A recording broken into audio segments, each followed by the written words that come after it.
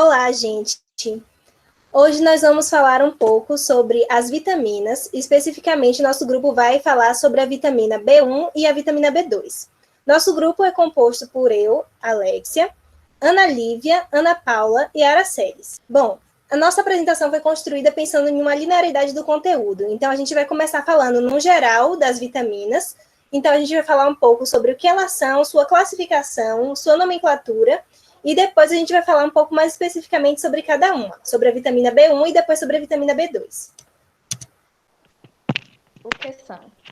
As vitaminas são micronutrientes importantes no processo do metabolismo de carboidratos, lipídios e proteínas.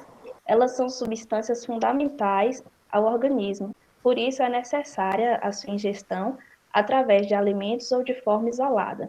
No ser humano, a quantidade necessária de vitamina é pequena e ela pode ser dosada de acordo com a idade, o sexo, estado de saúde ou ainda as necessidades individuais. Bom, as vitaminas são classificadas de acordo com sua solubilidade, as solúveis em gorduras e aquelas solúveis em água. As vitaminas lipossolúveis incluem vitaminas A, D, E e K, enquanto solúveis em água incluem as vitaminas C, ácido ascórbico e vitaminas do complexo B, a tiamina, riboflavina, niacina, piridoxina, ácido pantotênico e ácido fólico.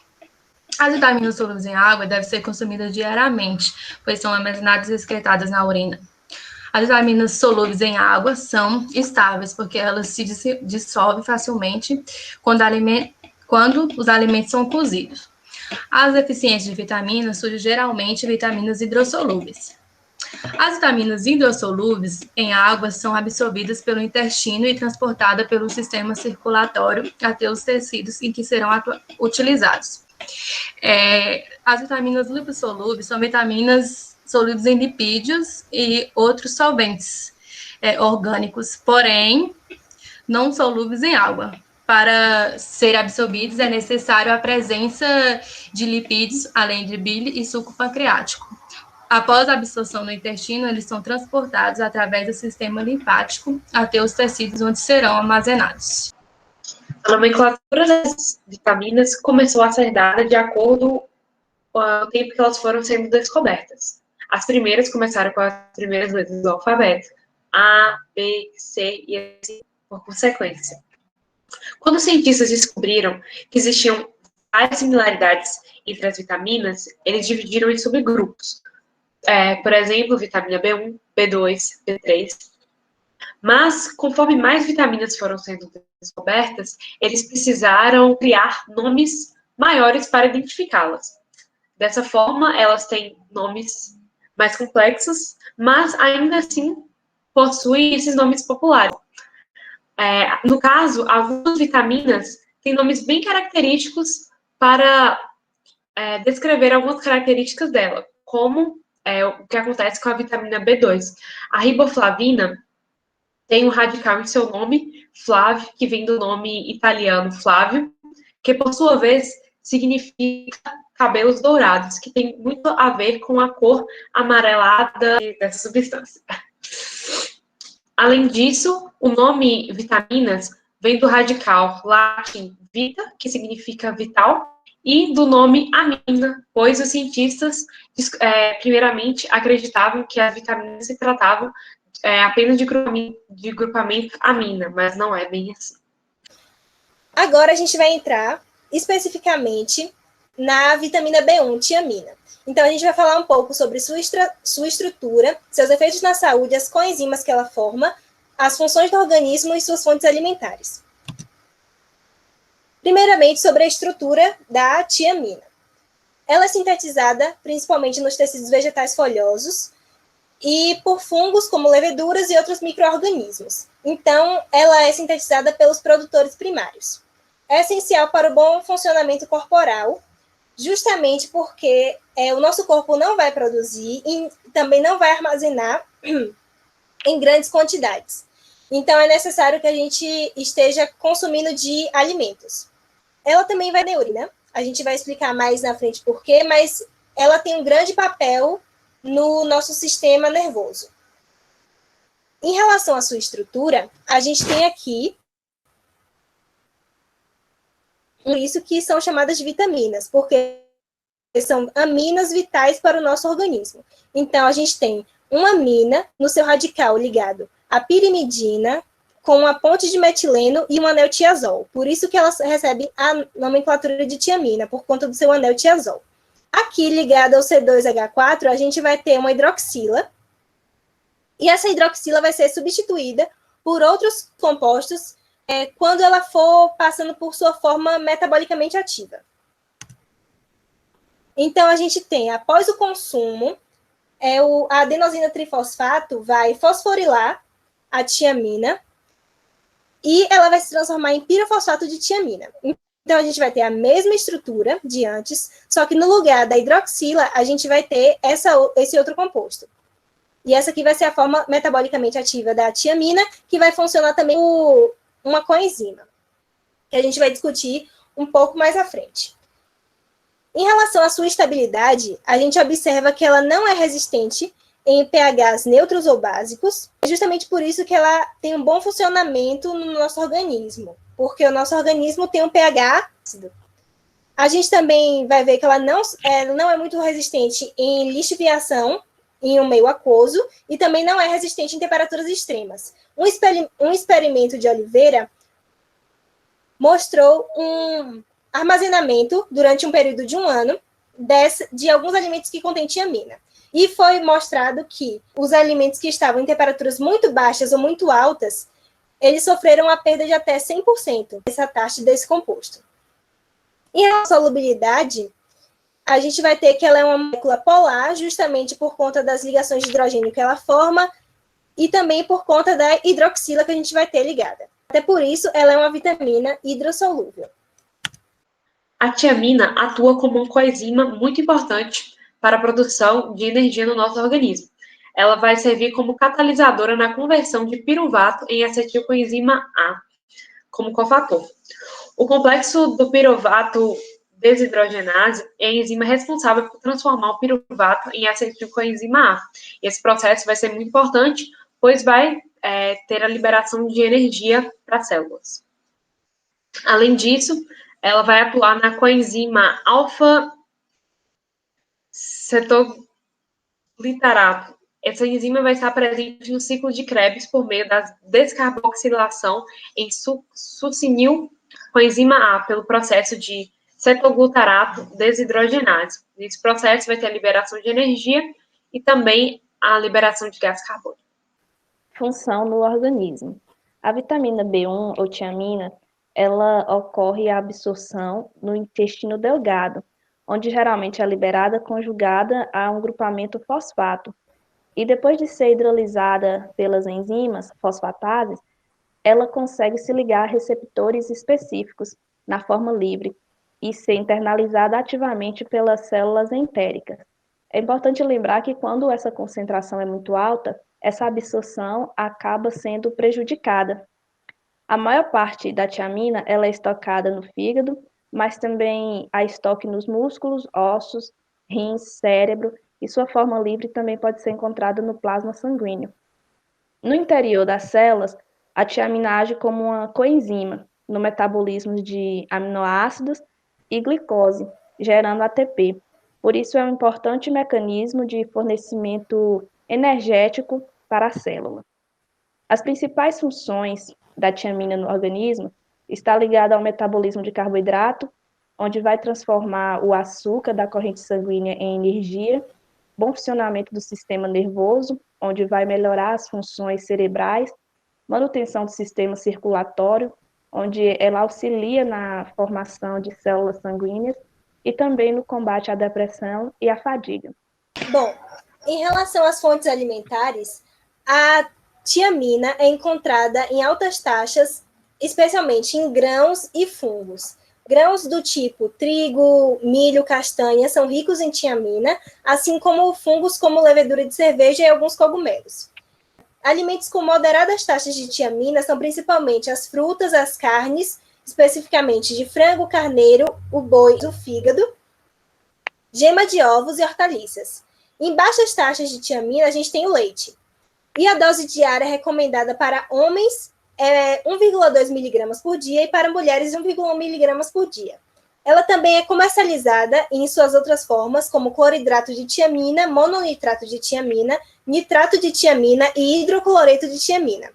Também observou-se que condições como gravidez e amamentação podem aumentar a necessidade de consumo dessa substância em até 27%. A vitamina B1, ela alivia o estresse e sintomas de ansiedade. Quando o corpo apresenta deficiência dessa vitamina, um dos efeitos é a mudança de humor. A pessoa deficiente de vitamina B1 passa a apresentar sintomas de depressão, ansiedade e estresse. Por isso é importante consumi-la em quantidade apropriada. Ainda é importante salientar o risco que a deficiência dessa vitamina implica. Alguns desses efeitos colaterais da baixa quantidade de tiamina no corpo são encefalopatia de Wernicke. Os sintomas podem incluir a falta de coordenação, perda de equilíbrio, confusão mental, perda de memória e paralisia dos músculos dos olhos. O tratamento é suplemento de vitamina B1 ou tiamina por via intravenosa ou oral. A síndrome de Wernicke-Korsakoff, os sintomas na perda da memória, amnésia e alucinações. O tratamento consiste na administração de tiamina de líquidos por via intravenosa. Esse tratamento pode corrigir a encefalopatia de Wernicke, embora a recuperação não seja completa. A síndrome de Korsakoff não se soluciona.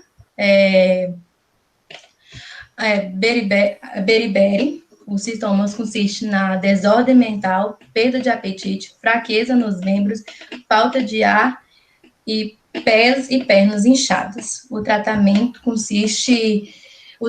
é feito com remédio prescrito, suplementos e alimentos ricos em tiamina. O progresso é monitorado por exames de sangue e urina para verificar como o organismo está absorvendo a vitamina B1. Bom, agora a gente vai falar um pouco sobre a riboflavina, a vitamina B2, e a gente vai abordar os mesmos pontos que a gente abordou na vitamina B1. Primeiramente, em relação à sua estrutura, a síntese vai ocorrer da mesma forma que ocorre na vitamina B1, através de organismos vegetais, fungos e outros micro-organismos. A estrutura da riboflavina vai ser composta de um sistema de anéis de isoaloxazina, bem como a cadeia ribitil e um radical ligado. Nesse caso, na estrutura base da riboflavina, o radical que vai ser ligado vai ser o OH. E nas suas formas metabolicamente ativas, a gente vai ter a ligação de outros radicais nessa porção. Esse sistema de anéis de isoaloxazina vai servir como a base da estrutura, enquanto a cadeia ribitil vai ser a porção mais essencial no funcionamento da molécula. As formas ativas vão se formar no nosso organismo após a transferência de ATP. E aí a gente vai ter a flavina mononucleotídeo e a flavina adenina dinucleotídeo. Após a fosforilação no nosso organismo, a gente vai ter ligado na porção do radical essa molécula no FMN e essa outra molécula no FAD. Em relação à solubilidade, essa molécula de isoaloxazina vai ter uma porção que vai ser hidrofílica e uma porção hidrofóbica. Por conta disso, a molécula como um todo vai ser pouco solúvel em água. A estabilidade dela também vai ser comprometida quando em contato com luz ultravioleta e quando ela estiver em pH básico. A riboflavina vai atuar como coenzima em FMN, que é a flavina mononucleotídeo, e FAD, flavina adenina nucleotídeo. E elas vão atuar como precursores dos cofatores da flavina. Servem como coenzimas em relações de oxirredução no metabolismo energético. Então, elas vão estar presentes aí no ciclo de Krebs e na cadeia transportadora de elétrons. E no estômago, eles são liberados de forma livre, junto com as proteínas para absorção na parte proximal do intestino delgado. E a absorção da riboflavina ela vai depender do sódio. Além disso, a riboflavina ela vai ser cofator para a vitamina B3, B6 e até mesmo a vitamina A. Função no organismo. A vitamina B2, ou a riboflavina, ela tem uma absorção também no intestino delgado. E após ser hidrolisada e internalizada através de transportadores específicos sódio dependentes, ela vai ser liberada juntamente com as proteínas na forma de coenzima. E então, no meio ácido do estômago, essas coenzimas serão liberadas e a absorção da riboflavina vai acontecer de maneira ativa ou passiva. O principal estoque da riboflavina no organismo se dá no fígado, mas também em locais como baço, coração ou cérebro. No cérebro, o ajuste dessa molécula é feita de maneira minuciosa, porque grandes alterações na concentração vai afetar o metabolismo no tecido nervoso. A riboflavina, ela é importante na formação de eritrócitos e anticorpos, no funcionamento dos hormônios da tireoide, no metabolismo de lipídios, na forma de coenzima, atua na cadeia respiratória, fornecendo energia, e também atua como antioxidante.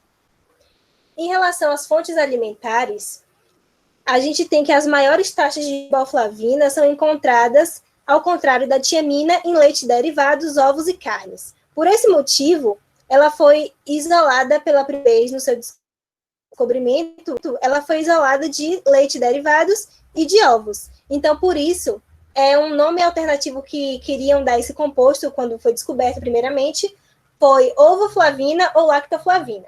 Depois, por conta da cadeia ribitil, eles colocaram como riboflavina mesmo. Então, a gente vai ter, em taxas moderadas, peixes, vegetais de cor verde escura, e em baixas taxas a gente vai ter leveduras e cereais. O consumo diário para adultos, no geral, vai ser cerca de 1,3 miligramas por dia. Bom, a falta de vitamina B2, quando o nosso corpo está com falta da vitamina, temos vermelhão na boca, inflamação na língua, feridas no canto da boca e dos lábios, inflamação na boca, no nariz e na virilha e conjuntivite. Além da deficiência na dieta, a falta de vitamina B2 também pode ocorrer devido a algum trauma sofrido pelo organismo, como queimaduras e cirurgia, ou devido a doenças crônicas, como tuberculose, febre reumática e diabetes. Pode também diminuir o crescimento. E essas são as nossas referências. E muito obrigada pela atenção de vocês.